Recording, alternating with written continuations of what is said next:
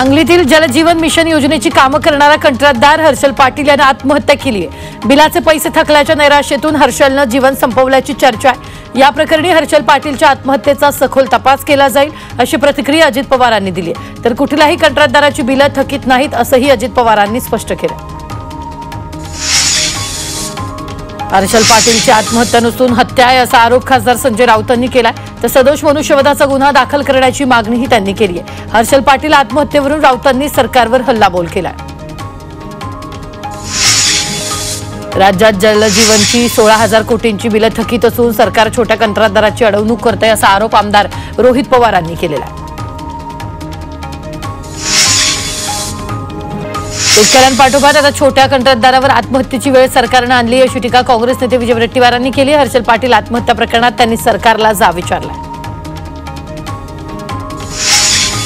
कंत्राटदार हर्षल पाटील आत्महत्या प्रकरणाच्या पार्श्वभूमीवर ठाणे पीडब्ल्यूडी कार्यालयात ठेकेदारांनी घोषणाबाजी करत प्रशासनाचा निषेध केला।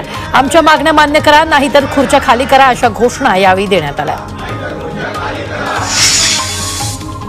माणिकराव कोकाटेंबाबत सोमवारी निर्णय घेणार असल्याची माहिती अजित पवारांनी दिली आहे। कोकाटेंसोबत समोरासमोर बसून चर्चा करणार आहे, त्यानंतर कारवाईबाबत निर्णय घेऊ असंही अजित पवारांनी स्पष्ट केलंय।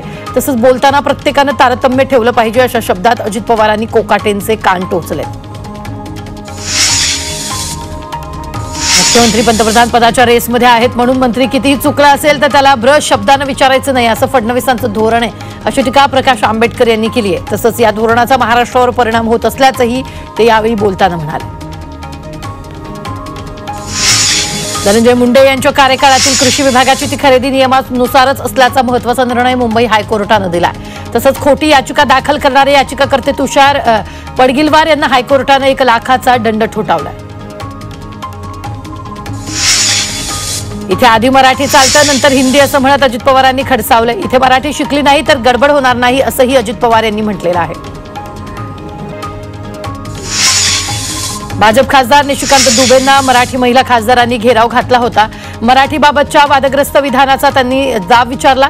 यावेळी संसद भवनात जय महाराष्ट्राच्या घोषणा देण्यात आल्या। निशिकांत दुबेंना जाब विचारणाऱ्या महिला खासदारांचं काँग्रेस नेते सचिन सावंत यांनी अभिनंदन केले। आम्ही जनतेच्या आणि महाराष्ट्रप्रेमी लोकांच्या वतीनं तिन्ही खासदारांचं अभिनंदन करतो असं सावंत म्हणाले। या 3 रणरागिणींनी महाराष्ट्राचा जयघोष केला। ही महाराष्ट्रासाठी अभिमानाची गोष्ट असल्याचं सावंत यांनी म्हटलं। पालघरमधील गुजराती पाट्यांच्या संदर्भात मनसे आक्रमक झाली आहे। पालघरच्या मनसे पदाधिकारी आणि कार्यकर्त्यांनी मुंबई अहमदाबाद राष्ट्रीय महामार्गावरील हालोली इथं अनेक हॉटेलांच्या पाट्या गुजरातीमध्ये आहेत। या पाट्यांची मनसेकडून तोडफोड करण्यात आली आहे।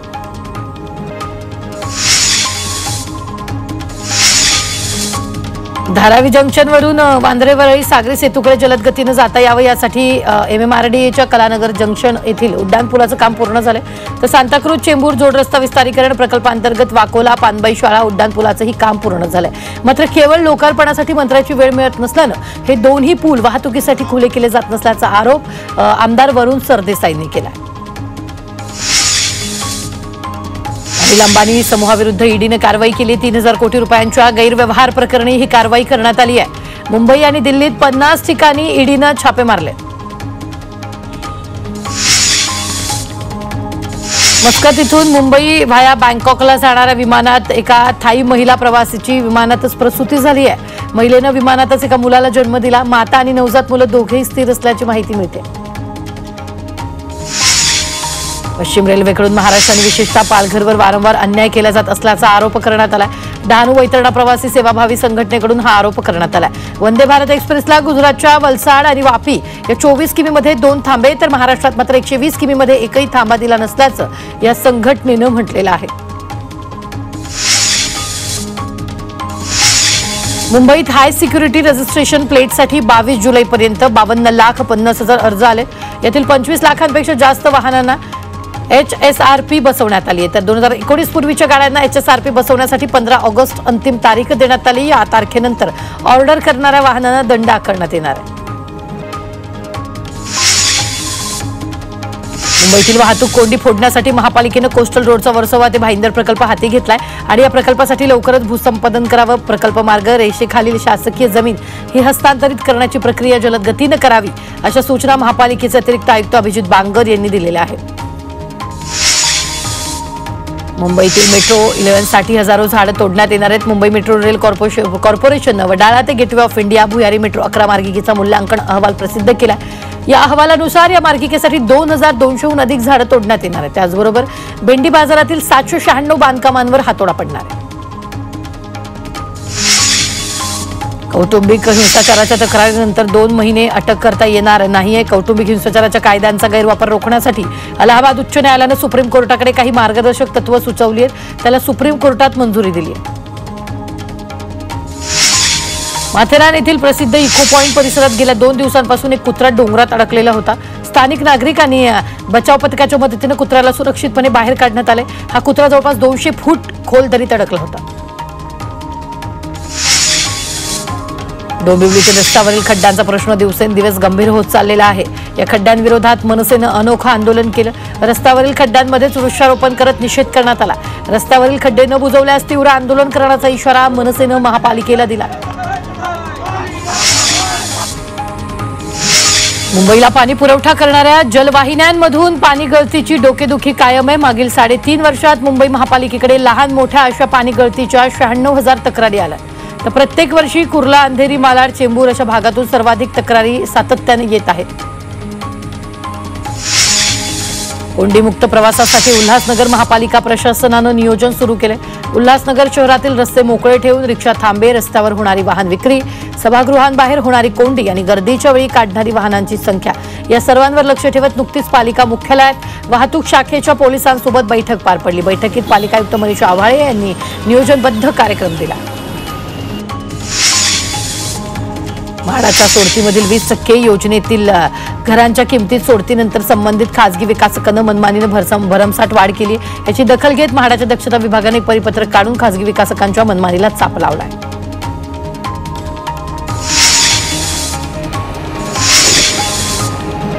मुंबईतील प्रत्येक गरजू नागरिकांचं घराचं स्वप्न साकारण्यासाठी येत्या 5 वर्षात 35 लाख घरं बांधण्याचं नवं गृहनिर्माण धोरण लागू करण्यात आलंय. या धोरणात ज्येष्ठ नागरिक, नोकरदार, महिला, विद्यार्थी आणि औद्योगिक कामगार यांसारख्या विविध समाज घटकांचा समावेश करण्यात आला.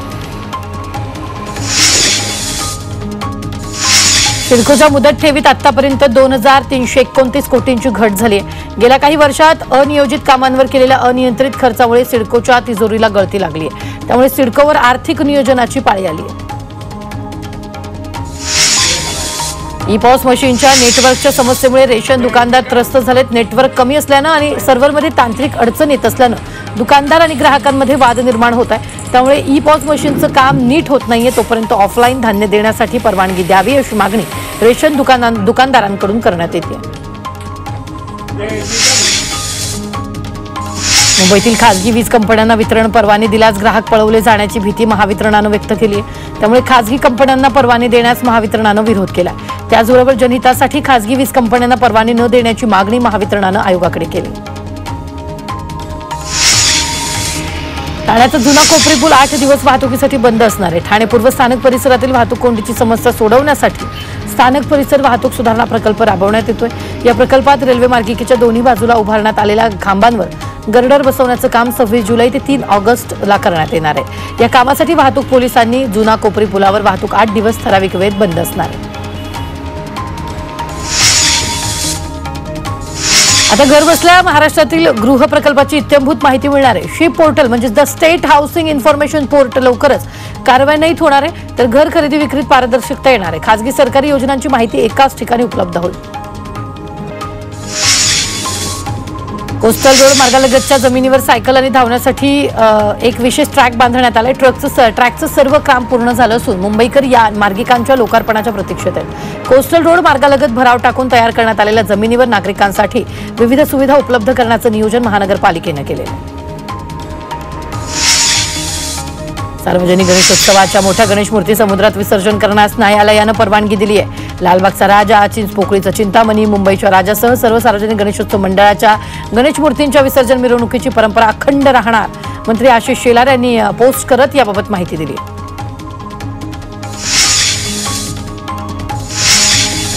गौरी गणपती उत्सवासाठी कोकणात जाणाऱ्या चाकरमान्यांसाठी आनंदाची बातमी. एसटीच्या बसेसच्या एका दिवशीच्या आरक्षणावरील 30% भाडेवाढ मागे घेण्यात आली आहे. एसटी बसेसची 30% भाडेवाढ झाल्यानंतर नागरिकांमध्ये नाराजी होती. तर कोकणात गणपतीसाठी जाणाऱ्या चाकरमान्यांना दिलासा देण्यासाठी एकेरी गट आरक्षणावरील 30% भाडेवाढ अखेर मागे घेण्यात आली. मुंबईतील खासगी विनाअनुदानित वैद्यकीय महाविद्यालयांमध्ये आर्थिकदृष्ट्या दुर्बल घटकातून प्रवेश घेण्याचा खुल्या प्रवर्गातील विद्यार्थ्यांचा मार्ग मोकळा झालाय. या महाविद्यालयांमध्ये 10% जागांवर ईडब्ल्यूएस प्रवर्गातून विद्यार्थ्यांना प्रवेश मिळणार आहे. तर वैद्यकीय अभ्यासक्रमांच्या प्रवेशासाठी सीईटीच्या परीक्षेचं वेळापत्रक जाहीर करण्यात आलं. 11वीच्या प्रवेशाच्या तिसऱ्या फेरीत 13,621 विद्यार्थ्यांनी नोंदणी केली आहे. 23 जुलैपासून तिसऱ्या फेरीचा अर्ज भरण्यास सुरुवात झाली. यामध्ये पहिल्याच दिवशी 13,621 विद्यार्थ्यांनी नोंदणी केल्याची माहिती शिक्षण विभागानं दिली. मुंबईतील फार्मसी महाविद्यालयांची कसून तपासणी करण्याचा निर्णय उच्च आणि तंत्र शिक्षण विभागानं घेतलाय. यामध्ये वर्ग खोल्यांचा आकार, प्राध्यापक संख्या, आवश्यक सोयी सुविधा तपासल्या जाणार आहेत. तर निकषांची पूर्तता न करणाऱ्यांवर कारवाई करण्यात येणार आहे.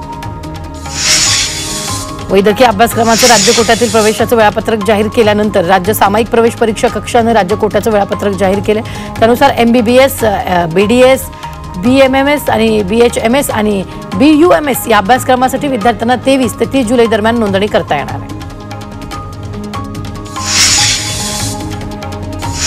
राज्य सामायिक प्रवेश परीक्षा कक्षात राबवण्यात येणाऱ्या अभियांत्रिकी अभ्यासक्रम आणि विधी 5 वर्ष अभ्यासक्रमाच्या प्रवेश प्रक्रियेचं वेळापत्रक जाहीर करण्यात आलंय. त्यानुसार अभियांत्रिकी अभ्यासक्रमाची निवड यादी 31 जुलैला तर विधी 5 वर्ष अभ्यासक्रमाची निवड यादी 6 ऑगस्टला जाहीर होईल. मुंबईला पाणी पुरवठा करणाऱ्या 7 तलावांपैकी तानसा तलाव ओव्हरफ्लो झालाय. सध्या 7ही तलावांमध्ये 86% पाणीसाठा आहे. सध्या दमदार पावसामुळे तलावाच्या पाणी पातळीत झपाट्याने वाढ होते. दरम्यान पवई तलाव आणि मोडक सागरही ओव्हरफ्लो झाला. राज्यातील 91,429 हेक्टरवरील पिकांचं नुकसान झालंय. मुसळधार आणि अवकाळी पावसामुळे देशभरातील 1,58,651 हेक्टर पिकांचं नुकसान झालंय. यात महाराष्ट्रात सर्वाधिक शेती पूर्णपणे नष्ट झाली. कोकण, मध्य महाराष्ट्र आणि विदर्भात पुढील 3 दिवस पावसाचा जोर वाढण्याची शक्यता आहे. यानुसार हवामान विभागानं कोकणातील रत्नागिरी, रायगड आणि सिंधुदुर्गात अतिवृष्टीचा इशारा दिला आहे. नवी मुंबई गुन्हे शाखेच्या अंमली पदार्थ विरोधी पथकानं मोठी कारवाई केली आहे. राज्यात प्रतिबंधित केलेला तब्बल 3,77,28,00,000 रुपयांचा गुटखा जप्त केला. या कारवाईत 4 आरोपींना अटक करण्यात आली. मुंबईतील समुद्रात पावसाळ्यात मासेमारी करण्यास बंदी असतानाही अवैधरित्या मासेमारी केल्याप्रकरणी कारवाई करण्यात आली आहे. या प्रकरणी 15 बोटींवर कारवाई केली. तर या कारवाईत 19,64,000चा दंडही मत्स्य विभागानं वसूल केला. पीएफचे पैसे काढताना नियम मोडल्यास कारवाई होणार आहे. पीएफ खातेधारकांना ठरवून दिलेल्या कारणाऐवजी दुसऱ्याच एखाद्या कारणासाठी भविष्य निर्वाह निधीमधील पैसे काढल्यास कारवाई करण्यात येणार आहे. त्याचबरोबर त्यांच्याकडून संबंधित रक्कम परत वसूल करण्याची कारवाई होणार असल्याचा इशारा EPFOनं दिलेला आहे. मुंबईतील पवई परिसरात डिजिटल अरेस्टची भीती दाखवत एका व्यक्तीची लाखोंनी फसवणूक करण्यात आली. बँक खातं व्हेरिफिकेशनसाठी सेल्फ कस्टडी सुपरविजन अकाउंटच्या नावाखाली 3,70,000 रुपये पाठवायला सांगितले. ती रक्कम ट्रान्सफर केल्यानंतर आपली फसवणूक झाल्याचं लक्षात आलं. या प्रकरणी पवई पोलिसात गुन्हा दाखल करण्यात आला आहे. मुंबईतील बेकायदेशीर इमारतीच्या कागदपत्रांची पडताळणी न करता पाणी जोडणी देणाऱ्या जलविभागाच्या निर्णयाची चौकशी करण्याचे आदेश उच्च न्यायालयानं ठाणे महापालिकेला आयुक्तांना दिले. शहापुरात चोरट्यांनी धुमाकूळ घातलेले चोरी करण्याच्या उद्देशाने आलेले चोर सीसीटीव्हीमध्ये चित्रित झाले. तर या चोरट्यांमुळे नागरिकांमध्ये भीतीचं वातावरण निर्माण झालंय. त्यामुळे पोलिसांची गस्त वाढवण्याची मागणी करण्यात येते. मर्सिडीजवर ऑरा फार्मिंग डान्स करणाऱ्यावर गुन्हा दाखल करण्यात आलेला आहे. खारघर पोलिसांनी याची दखल घेतली असून कार चालक अल्फेश शेख विरोधात गुन्हा दाखल करण्यात आला.